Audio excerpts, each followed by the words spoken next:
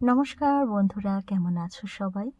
দিনটা ছিল 3 নভেম্বর, আমার ছেলের জন্মদিন। এবছর ও 6 বছরে পূর্ণ হলো। তো এখন চলছে আশীর্বাদের পর্ব। সকাল থেকে প্রচুর ব্যস্ত ছিলাম নানান কাজে। আর তার মধ্যে যেহেতু আজকে ছেলের জন্মদিন, আমার ব্যস্ততা তো আছে সারাদিন রান্নাঘরেই।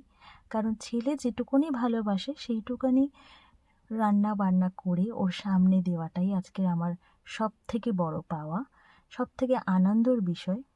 তো যাই হোক, কাজের সূত্রে ব্যস্ততার জন্য সকাল থেকে কি কি রান্না করলাম, কি হলো না হলো, সেই সমস্ত কিছুর ভিডিও একদমই করার সুযোগ পাইনি। কেবলমাত্র আশীর্বাদের পর্বটাই তোমাদের সাথে শেয়ার করছি। অনেকটা বেলা হয়ে গেছে আজকে ওকে খেতে দেওয়াতে। তো একের পর এক সকলে আশীর্বাদ করছে। সবার প্রথমে ওর পাপা আশীর্বাদ করেছে। আর তোমরা নিশ্চয়ই খেয়াল করেছো, ওর বাপ্পা যখন পায়েসটা খাওয়ালো তখন ও কিন্তু ওকে খাইয়ে দিয়েছে। কারণ এইটা আমার ছেলের বরাবরই অভ্যাস যে কিছু খাওয়ালে জন্মদিনের সময় তখন ও ওকে খাইয়ে দেয়।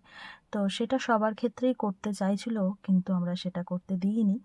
তো একের পর এক ওর দাদু দাদাই সবাই আশীর্বাদ করেছে, এখন করছে আম্মা।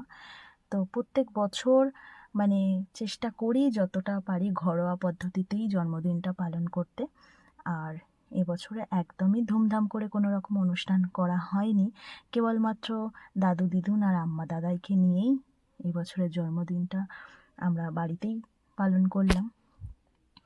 তোমরা সকলে ওকে আশীর্বাদ করো, ও যেন ভালো থাকে, সুস্থ থাকে, বড় হয়, সবার মন জয় করতে পারে। তো এখন করছে ওর দিদুন ওকে আশীর্বাদ। তো বন্ধুরা, আজকের দিনটা সত্যিই আমাদের কাছে স্পেশাল, কারণ আজকের দিনটা ওর জন্যই আমাদের মা বাবা হওয়া, মা বাবার জন্ম বলতেই পারো।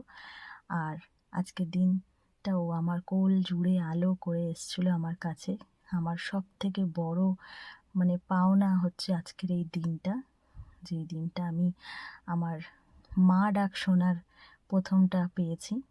তো আজকের এইটুকু তোমাদের সাথে শেয়ার করতে পারলাম। তো তোমরা অবশ্যই জানিও, ওকে আশীর্বাদ করো, ও যেন ভালো থাকে। আর সবাই কেমন লাগলো আজকে ভিডিওটা সেটাও জানিও। দেখা হচ্ছে অন্য ভিডিওতে। টাটা।